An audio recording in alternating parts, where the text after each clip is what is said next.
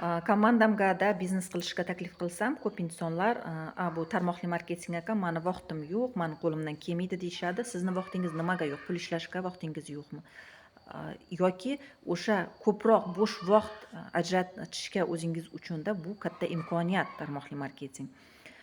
Birinchidan, masalan, yosh bola 1 yoshga to'lganchada yurish uchun necha marta harakat qiladi, o'rnidan turadi, yiqiladi, turadi, yiqiladi. U "Voy, qo'limdan kelmaydi" demaydi-ku. Nimaga biz kattalar shunchalik yangi bir narsa ish qilishdan qo'rqamiz? Qachon siz o'zingizdagi qo'rquvingizni yengasiz qo'lingizda shimarib, har kuni o'sha sponsor aytgan vazifani bajarasiz, sizda natija bo'ladi.